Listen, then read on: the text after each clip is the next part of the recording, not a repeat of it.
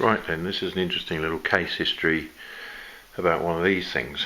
A Lectros Electro Osmotic damp proof course.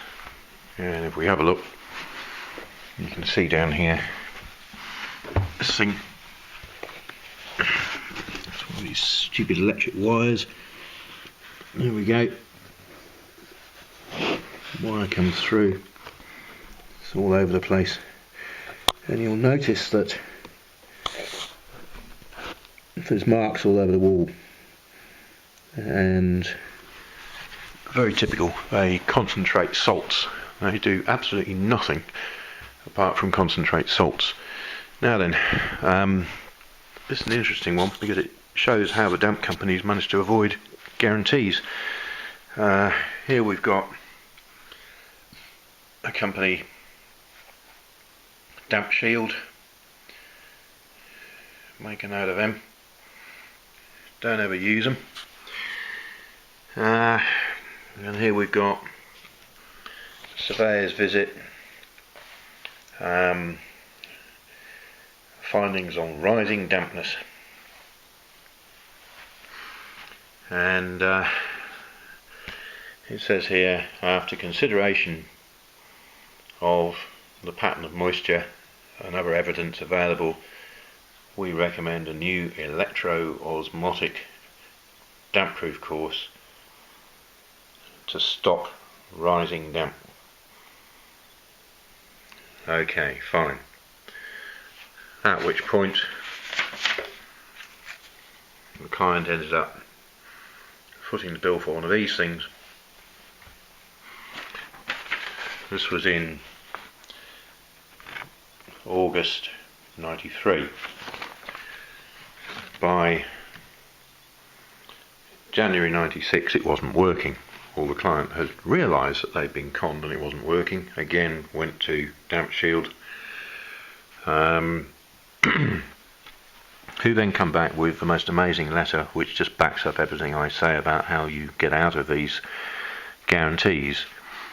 Further to your request for an inspection of the damp proof course installed by our company, and I'll read it out to you. In our experience, a vast majority of suspected faults arising after the installation are due to causes other than a faulty installation, i.e. moisture ingress such as defective gutters or downpipes, bridging of the damp proof course, and in some cases the wrong plastering. And I'll draw you to this one also. Condensation has been mistakenly assumed to be a faulty damp proof course.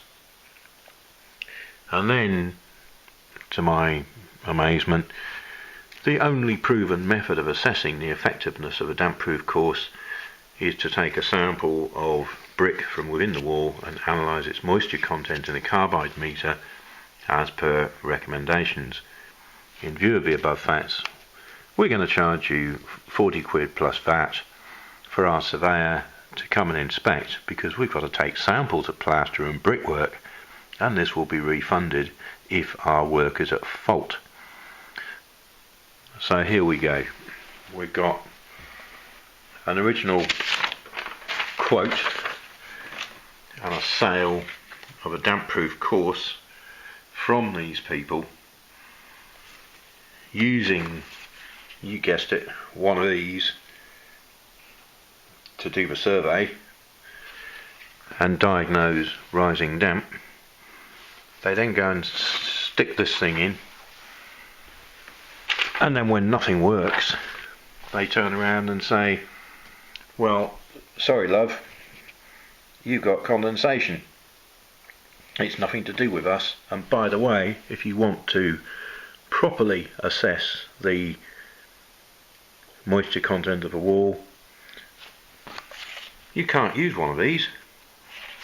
You've got to use what Peter always uses, and there's his proper carbide testing kit with the big drill and the measuring kit. But you know what? None of the damn people do that to start with, do they? So this is a wonderful case history. I don't often see them as good as this, where somebody has flogged a load of damp proofing which hasn't worked. You can see that it's not worked down there on the side, and I'll just show you another area. This damp course goes right round the old part of the house, and you can see here there's the carpet and all of this salty semi-damp brickwork, and the damp proof course is down there at the bottom, just on the down at the floor level. It didn't work, did it? So there you go.